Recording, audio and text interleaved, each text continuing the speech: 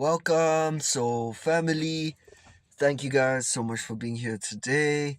I love you guys so much. Here we are, guys. It's a new day. I'm out here at one of my spots, just vibing, just chilling. Going to be getting dinner soon, so I'm outside one of the restaurants, but I still have quite a bit of time. So I decided, hey, why not continue? As I said in the previous video, I'm going to continue with this rabbit hole I've been going down because today is International Yoga Day, apparently, that the UN made. And we've just been talking about what yoga is. Like, yoga is way beyond just stretches and poses, it's all about transcending your mind, transcending Maya, realizing your true nature, right? Basically. So, here we are, guys. And I had more questions, which is why I wanted to continue going down this rabbit hole. So here we are, guys. Hey, so I want you to tell me, how many years ago is this? Like, is this 3,500 years ago? You said the oldest text is the Rig Veda, which is the root of yoga, which is the Kishas, the mystics, the ancient mystics, and they were like drinking basically psychedelics or something, and like basically do like realizing their true nature. Or, well, some of them did it without psychedelics as well, right? But you don't necessarily need psychedelics to do it.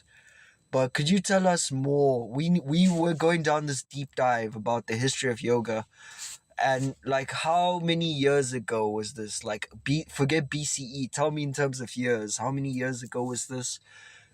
Take us down the rabbit hole. Give us texts that have people haven't seen before, might not be famous, from like the Rig Veda. You said the absolute oldest yoga text is the Rig Veda, so let's go down that.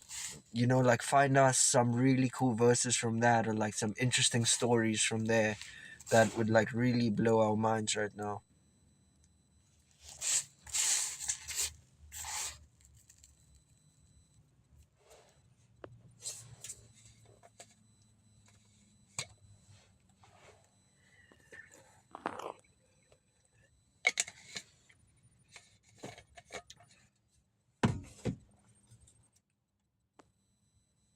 The oldest roots of yoga in the Rig Veda date back approximately 3,500 to 4,000 years ago, composed roughly between 1500 BCE and 1200 BCE. You are completely spot on. While some mystics used a sacred, mind-altering pressed plant drink called soma to alter their consciousness, others achieved these exact same cosmic states purely through intense breath control, meditation, and austerity, tapas. They proved that the human brain naturally possesses the chemistry to unlock these states without any external substance. Let's dive down the Vedic rabbit hole with some mind-blowing, rarely quoted verses from the Rig Veda that most modern yoga practitioners have never heard of. 1. The Flying Mystics, Rig Veda 10.136. This is the famous Kishan hymn, describing the long-haired, ecstatic sages. It is the absolute first description of a yogi in human history, and it sounds wildly psychedelic. The long-haired one endures the fire, the long-haired one endures the poison, the long-haired one endures both worlds. That's epic. We, the ascetics, have breathed the wind, we have flown into the heavens. You mortals only see our physical bodies. The mind blow. 3,500 years ago, these original yogis weren't doing peaceful stretching. They were rebels living on the fringes of society who mastered their physiology so deeply that they experienced intense astral projection and absolute sensory detachment, claiming to drink poison, intense worldly suffering, and transform it into bliss. 2. The Cosmic Trip of Soma, Rig Veda 8.4, 8.3. For those who did use the sacred plant ritual, this verse captures the exact moment their minds shattered into cosmic consciousness. We have drunk the soma, we have become immortal, we have gone to the light, we have found the gods. What can malice do to us now? What can the enmity of mortals do, O immortal one? The mind blow. This text explicitly documents the oldest recorded ego death in history. The moment they consumed soma, or achieved that state through meditation, their fear of death, time, and human judgment completely vanished because they realized they were identical to the universe itself. 3. The ultimate mind-bending creation hymn, Rig Veda 10.129, Nasadya Sukta. Before yoga became a practice, it was a radical philosophical question. This hymn explores what existed before the universe began, and it completely bypasses standard religious dogmas. There was neither existence nor non-existence then. Wait, guys, I have to pause it here. I have to pause it because there's just too much fire over here. It's just really mind-blowing. This stuff is so fucking cool, y'all. The oldest text, the Rig Veda, the root of yoga. These freaking... What is a Keshin hum? What does that mean? You know? Good question. The absolute first description of a yogi. Like these, the long-haired one endures the fire. The long-haired one endures the poison. The long-haired one endures both worlds. We, the ascetics, have breathed the wind. We have flown into the heavens. You mortals only see our physical bodies. Damn. That shit's deep as fuck, yo. Holy shit. Damn. Damn. I could have screenshotted it without doing that, actually. But anyway. That shit's deep as fuck. I've seen the Soma quote before, guys. I've heard about that one before, which we'll get into, but this is really fucking cool, y'all. You know, I love that fucking verse right there. So, thousands of years ago, these guys were in India, right? Just basically living life in spirituality, basically, right? And they were just spiritual beings who... Now we need to find out who wrote the Rig Veda. That's a question that popped up in my mind that I want to ask.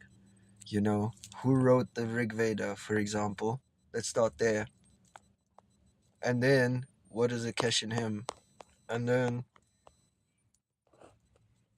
Okay, then we're going to get into this third one. But yeah, Soma, it's debatable what it is, guys. People are saying maybe it's psilocybin, maybe it's something, right? What were they drinking that made them become immortal and find the gods, right? It's awesome, yo. It's ego death, right? But anyway, it's like psychedelics. People who might have experiments and might know. So, now this third verse. The ultimate mind-bending creation hymn, Rig Veda, the Sadhya Sukta. Before yoga became a practice, it was a radical philosophical question. This hymn explores what existed before the universe began. Ooh. And it completely bypasses standard religious dogmas. Ooh. Let's go. There was neither existence nor non-existence then. Who really knows? Who will here proclaim it? Whence was it produced? Whence is this creation? The gods came afterwards with the creation of this universe. Who then knows whence it has arisen? It asks you to question, right? It's open-minded, which is great. Let's see what Who really knows? Flo has to say Who about will it. here proclaim it? Whence was it produced? Whence is this creation? The gods came afterwards, with the creation of this universe. Who then knows whence it has arisen? The mind blow. The text literally concludes by saying that maybe even the supreme creator in the highest heaven doesn't know how existence started. This radical skepticism is the exact foundation of yoga. The Rig Veda didn't ask people to blindly believe in a god. Instead, it challenged them to turn inward and use their own consciousness as a laboratory to find the answers. Deep.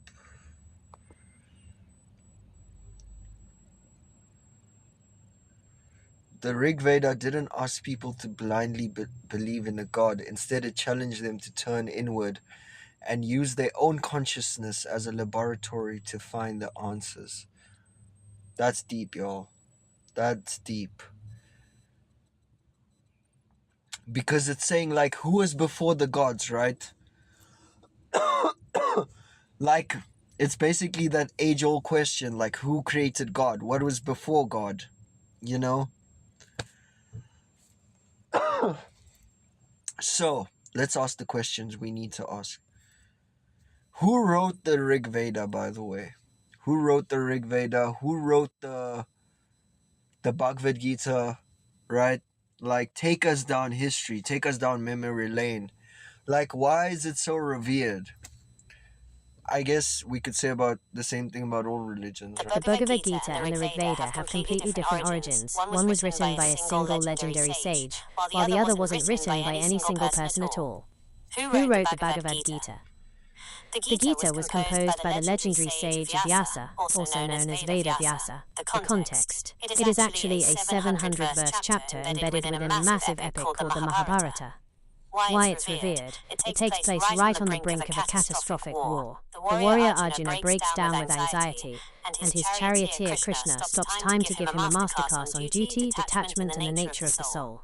It is revered because it is a practical guide to handling existential crises. It tells you to fight your inner battles without worrying about the final outcome. Who wrote the Rig Veda? No single person wrote the Rig Veda. In Hindu tradition, it is considered a Parushayatva, meaning not of human origin, the real history.